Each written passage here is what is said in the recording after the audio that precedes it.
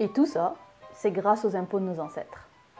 C'est un percepteur d'impôts et chimiste à ses heures perdues qui a révolutionné les méthodes de mesure du poids. Antoine Lavoisier faisait des expériences qui consistaient à mesurer le poids de ces éléments de façon extrêmement précise. Et comme il obtenait systématiquement le même poids entre le début et la fin de ses expériences, que la matière ait changé d'aspect ou non, cela ne pouvait vouloir dire qu'une seule chose, c'est que rien ne se perd, rien ne se crée, tout se transforme. Des vieux souvenirs d'école, hein? La clé des expériences qui ont permis d'aboutir à ce résultat primordial pour la chimie est dans la précision de la mesure. Mais au XVIIIe siècle, Lavoisier a dû faire fabriquer une balance aussi précise, car les balances de l'époque ressemblaient à celle-ci. Ce sont des balances à fléau. Le fléau correspond à la longue barre au milieu.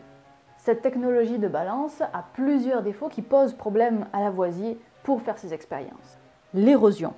En tout temps que la balance soit utilisée ou non, le fléau repose sur le couteau, qui est la pièce triangulaire qui se trouve au centre et avec laquelle se fait tout l'équilibre. Cette pression permanente sur le couteau érode le matériau du couteau et lui fait perdre de sa précision. La lecture de la mesure. La mesure se fait en regardant l'indicateur d'équilibre, mais l'épaisseur de la tige et du repère amène à des imprécisions. L'environnement de la mesure. La respiration de l'expérimentateur chauffe l'atmosphère et dilate le métal qui compose la balance.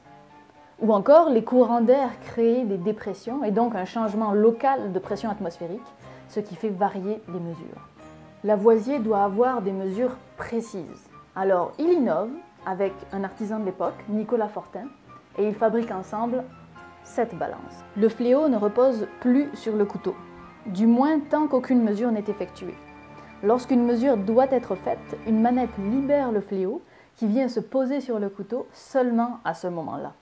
Ainsi, le couteau ne s'érode que lorsque la balance est utilisée.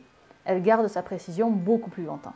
Pour lire la mesure, une aiguille recourbée très fine a été ajoutée et la lecture de la mesure se fait avec une lunette grossissante pour beaucoup plus de précision. L'ensemble de la balance est enfermé dans une boîte vitrée pour éviter les courants d'air, la respiration, mais aussi les vapeurs d'acide d'autres expériences qui peuvent venir éroder les matériaux de la balance. Une porte de chaque côté de la balance est installée pour venir placer les échantillons à mesurer. Les échantillons doivent d'ailleurs être déposés avec des gants très propres, car une empreinte digitale peut ajouter du poids et les mains peuvent créer de l'oxydation sur les métaux, ce qui modifie également le poids. Il obtient alors la balance la plus précise de l'époque.